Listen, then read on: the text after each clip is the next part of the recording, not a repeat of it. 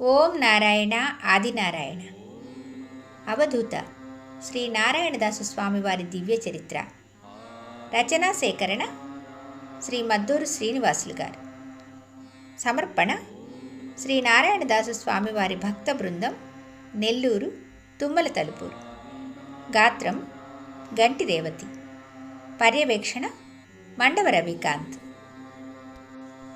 అధ్యాయం 11. ఓం నారాయణ ఆదినారాయణ. ఈ లోకం ఏమీ పట్టనట్లు మానవాకారంలో పిచ్చి పిచ్చిగా తిరిగే యోగులు, అవధూతలకు నిజంగానే ఈ లోకం గురించి ఏమీ తెలియదనుకుంటే అది కేవలం మన అజ్ఞానమే తప్ప మరొకటి కాదు. వారి రూపం, గుణం, మాటల తీరు, జీవన విధానం అన్నీ చిత్ర విచిత్రంగానే ఉంటాయి. ఎవరికీ అంతుబట్టని రీతిలో ఉండేవారే అవధూతలు. సకల లోక కళ్యాణమే వారి ధ్యేయం. ఆ భగవంతుని చేరువ చేసే మార్గాలన్నీ వారికి కరతలామలకమే. అందుకే సద్గురువులు త్రిమూర్త్యాత్మకులు, పరబ్రహ్మ స్వరూపులని, వారికి తెలియనిదంటూ ఏమీ ఉండదని మన ప్రాచీన శాస్త్రాలు చెప్తున్నాయి. అలాంటి మహానుభావుల ఆవిర్భావంతోనే, వారి పాదస్పర్శతోనే ఈ నేల, ఈ గాలి, ఈ నీరు అన్నీ పవిత్రమవుతున్నాయి. అన్ని యుగాల్లోనూ అన్ని కాలాల్లోనూ సద్గురువులే లోకానికి శ్రీరామరక్ష. మనకు ఈ సమస్తాన్ని సృష్టించి ఇచ్చిన ఆ భగవంతుడే ఈ లోకంలో సద్గురుదేవునిగా అవతరించి మనలను అనుగ్రహిస్తుంటాడు. మానవ మాతృలమైన మనం ఆ భగవంతునికి ఏమీ ఇవ్వలేకపోయినా మన అజ్ఞానాన్ని చిరునవ్వుతో తోసిపుచ్చి తల్లి బిడ్డలను కాపాడినట్లు సమస్త మానవాళిని కాపాడుతూనే ఉంటాడన్నది స్పష్టం. సద్గురువుగా అవతరించిన అవధూతలు కూడా ఎవరి నుంచి ఏమీ ఆశించక అందరికీ జ్ఞానబోధ చేసి మనలను అజ్ఞానం నుంచి మరలించి బ్రహ్మజ్ఞాన కాంతులతో లోకాన్ని ప్రకాశమానం చేస్తూనే ఉంటారు. ఒక్క మాటలో చెప్పాలంటే వీరు కారణ జన్ములు. అవధూతలు తాము ఎవరికి ఏమి బోధించినా అది వారిని సన్మార్గంలో పెట్టడానికో లేదా వారిని భక్తి మార్గంలో పెట్టి ముక్తి త్రోవ చూపించడానికో అయి ఉంటుంది. తాము సాక్షాత్తు ఆ భగవంతుని ప్రతిరూపాలే అయినప్పటికీ ఈ కలియుగంలో అవతరించిన అవధూతలు, యోగులు కూడా భగవన్నామస్మరణ చేస్తూ భగవద్భక్తికి దారి చూపిస్తుంటారు. అదొక లీల. అందుకే భక్తులందరి చేత భజనలు చేయించడమో, దైవనామస్మరణతో వారు ధరించేలా చేయడమో చేస్తుంటారు. అవధూతలు ఎప్పుడు కూడా తామే భగవంతులమని ప్రకటించుకోరు. కానీ తమను విశ్వసించిన భక్తులకు మాత్రం భగవంతునిగానే ప్రత్యక్షమై తమ మహిమలు ప్రదర్శిస్తుంటారు. తమను నమ్మిన వారికి తామెవరమో చెప్పకనే చెప్తుంటారు. అదొక విచిత్రం. అయ్యో, నోరు విప్పకూడదయ్యో అని భగవాన్ వెంకయ్య స్వామి వారు తన మహాత్మాన్ని శిష్యులు ఎవరైనా గొప్పగా చెప్పుకుంటున్న సందర్భంలో అలా చెప్పకూడదని హెచ్చరించేవారు. లోక కళ్యాణం కోసం అవతరించిన అవధూతలు తాము ఈ లోకంలో చేయదలిచిన కార్యాలను నిర్విఘ్నంగా చేయడమే కర్తవ్యంగా భావిస్తారు తప్ప ఇక దేనిని పెద్దగా పట్టించుకోరు. అది వారి నైజం. అయితే అలాంటి మహనీయుల మహాత్మ్యాలను, లీలలను అర్థం చేసుకున్న భక్తులు మాత్రం వారిని సాక్షాత్తు ఆ భగవంతునిగానే పూజించుకొని తరిస్తుంటారు.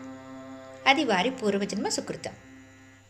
సద్గురువులు నమ్రతతో శాస్త్ర ప్రతిష్టను కాపాడుతుంటారని భగవాన్ శ్రీ షిరిడీ సాయినాథుడు కూడా తమ భక్తులకు విష్ణు సహస్రనామం పారాయణం చేయాలని, భాగవతాన్ని భక్తితో పఠించాలని భక్తులను ప్రోత్సహించేవారని శ్రీ గురుచరిత్ర స్పష్టంగా పేర్కొంటోంది. అదేవిధంగా భగవాన్ శ్రీ వెంకయ్య స్వామి వారు కూడా తన శిష్యులకు, భక్తులందరికీ కూడా ఓం నారాయణ ఆదినారాయణ అనే దివ్యమైన మంత్రాన్ని బోధించడం ఎంతో విశేషమైన అంశం. భగవంతుని చేరువ చేసే భవ్యమైన మార్గాల్లో ఈ మంత్రం ఎంతో ప్రధానమైనది. కనుకనే సద్గురుదేవుడు ఆ మంత్రాన్ని తాను జపిస్తూ భక్తకోటికి అందజేశారు. అందులోనూ ఓంకార విశిష్టత అంతా ఇంతా కాదు.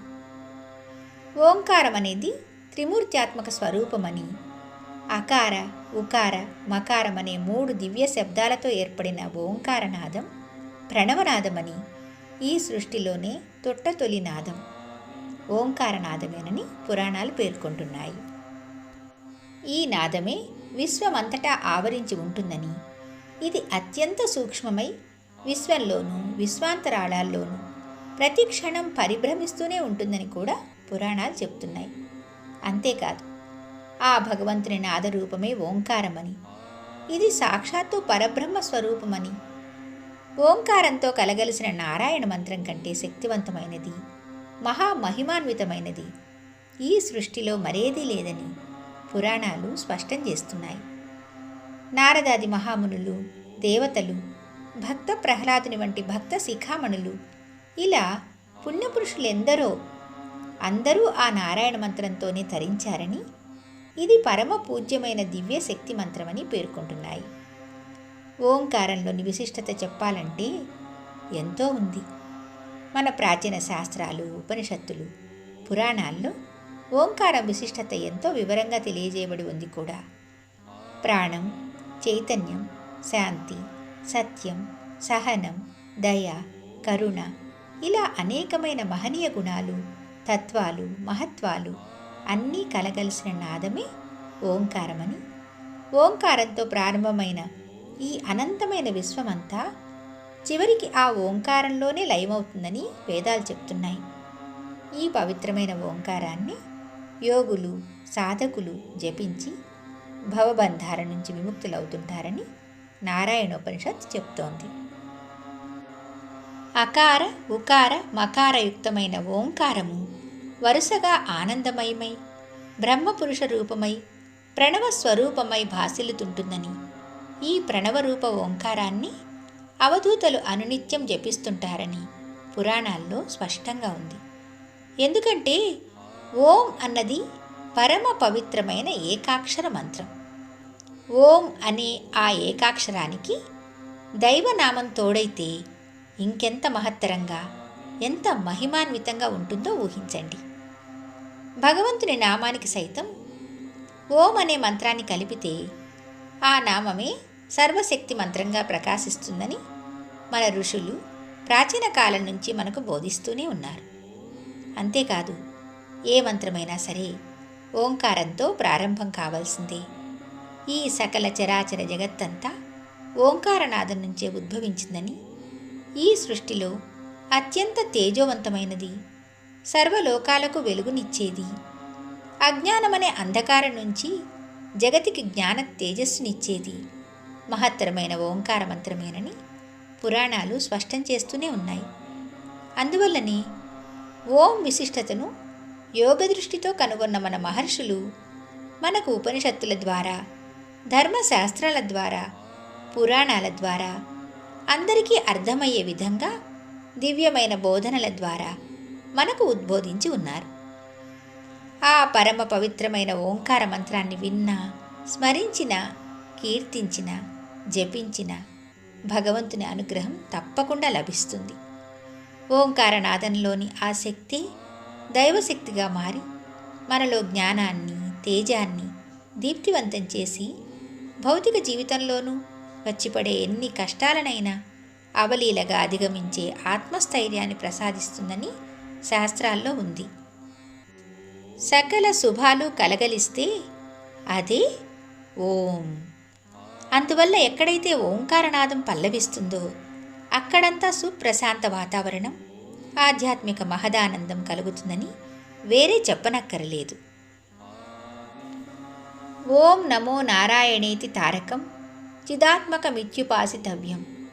ఓం ఇత్యేకాక్షరమాత్మస్వరూపం, నమ ఇతి ద్వక్షరం ప్రకృతి స్వరూపం, నారాయణేతి పంచాక్షరం పరం బ్రహ్మస్వరూపం అని శుక్ల యజుర్వేదాంతర్గతమైన తారాసారోపనిషత్తు పేర్కొంటోంది. ఓం నారాయణాయ అనే అష్టాక్షరాలను విడిగా చూసినప్పుడు ఓంలో 3 అక్షరాలు మనకు స్ఫురిస్తాయి.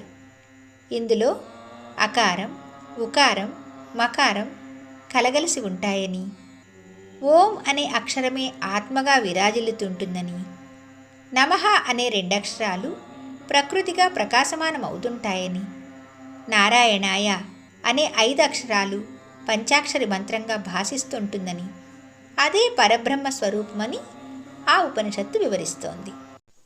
అంతేకాదు, ఓంలోని ఏకాక్షరంలో బ్రహ్మ, నారాయణాయ అనే పదంలోని నకారంలో ఈశ్వరుడు, రకారంలో విరాట్ పురుషుడు, యకారంలో పురుషుడు, నకారంలో పరమాత్మ, యకారంలో భగవంతుడు అంతా కలిసి పరమ పురుష స్వరూపంగా తేజరిల్లుతుంటుందని, ఈ తారకమే బ్రహ్మగా అంటే ఆత్మగా తెలుసుకోవాల్సి ఉంటుందని తారాసారోపనిషత్తు సారాంశం. ఆ పరమాత్మే నారాయణుడు. ఆయనే అంతర్యామి, సర్వాంతర్యామి. అతడే పరిపూర్ణుడు. అతడే పరమపురుషుడు. అతడే పురాణ పురుషోత్తముడు. అతడే అనంతుడు, అమేయుడు, సత్యుడు, శుద్ధుడు, ముక్తుడు అన్నీ ఆ పరమాత్మే. కనుక ఓం నమో నారాయణాయ అనే మంత్రం తారక మంత్రంగా భాసిల్లుతోందని ఉపనిషత్తులు స్పష్టం చేస్తున్నాయి. ఇంత వివరణ ఎందుకంటే భగవాన్ శ్రీ వెంకయ్య స్వామివారు నిత్యం తాను జపిస్తూ భక్తులతో జపింపజేసిన ఓం నారాయణ ఆదినారాయణ అనే దివ్యమంత్రం ఎంతటి మహామహిమాన్వితమైనదో తెలుసుకునేందుకే. దివ్యక్షేత్రంగా విరాజిల్లుతున్న గొలగమూడిలోని భగవాన్ శ్రీ వెంకయ్య స్వామివారి ఆలయంలో నేటికి ఓం నారాయణ ఆదినారాయణ అనే దివ్యమంత్రమే నిత్యం మారుమ్రోగుతూ ఉంటుంది. భక్తులంతా నిత్యం అక్కడ ఆ మంత్రాన్ని జపిస్తుంటారు. అలాంటి పవిత్రమైన ప్రశాంతమైన ఆధ్యాత్మిక ఆనందం మన ఆశ్రమాల్లో ఉంది, ఆలయాల్లో ఉంది, పుణ్యక్షేత్రాల్లో ఉంది, పావన నదీ తీరాల్లో ఉంది. ఆ జ్ఞాన దీపశిఖలతో మన మనసుల్లోనూ బ్రహ్మజ్ఞాన కాంతులను నింపుకోవాలని మన ఋషులు, సద్గురువులు, అవధూతలు అనాదిగా మనకు బోధిస్తూనే ఉన్నారు. గురుదేవుడు బోధించిన ఓం నారాయణ ఆదినారాయణ అనే దివ్యమంత్రాన్ని తలుపూరులో శ్రీ నారాయణదాసు స్వామివారు అనునిత్యం జపించడమే కాక తన వద్దకు వచ్చిన భక్తులను ఆ మంత్రంతోనే దీవిస్తుంటారు. ఆ దివ్యమంత్రమే అంతటా పల్లవించి అందరి కష్టాలను తీర్చి భక్తులందరి జీవితాలకు శుభాలను కలిగిస్తోంది. లోకాలకు వెలుగునిచ్చే శ్రీమన్నారాయణ స్వరూపమైన ఆ సూర్యభగవానుని స్మరించుకుని గురు రూపాన్ని కన్నులకు కట్టుకుని సకల దోషాలను సర్వ పాపాలను పరిహరించే కరుణామయి అయిన ఆ జగన్మాత పూజను, సకల దేవతా స్వరూపమైన గోమాత సేవను, అరిష్టాలను, అనర్థాలను, గ్రహపీడలను, చీడపీడలన్నిటినీ నివారించి భక్తుల కష్టాలను కడతీర్చి శుభాలను చేకూర్చే అగ్నిగుండం పూజను, అన్ని దానాల్లోకెల్లా పుణ్యప్రదమైన అన్నదానాన్ని, ఇలా అన్ని పూజలను సేవలను తలుపూరులోని ఆశ్రమంలో ఎప్పటికప్పుడు క్రమబద్ధంగా నిర్వహిస్తున్న ధన్యజీవి, పుణ్యజీవి, మహాయోగి, మహాసాధు అవధూత శ్రీ నారాయణదాస స్వామివారు. తలుపూరుకు వెళ్ళి ఆ భగవంతుని సేవ చేసుకోయ్యా అని నారాయణదాసు స్వామివారికి భగవాన్ శ్రీ వెంకయ్య స్వామివారు చెప్పడంలోని ఆంతర్యం ఇదన్నమాట. ఇలాంటి లీలలన్నీ అవధూతలు లోక కళ్యాణం కోసం చేసేవేనని, ప్రజల్లో ఆధ్యాత్మిక భక్తి భావాల సముద్ధరణ కోసం, తద్వారా సన్మార్గంతో భక్తి మార్గంలో మానవ జీవితాలను ధన్యం చేసుకోవడం కోసం చేసేవేనని మనం అవగతం చేసుకోవాల్సి ఉంది.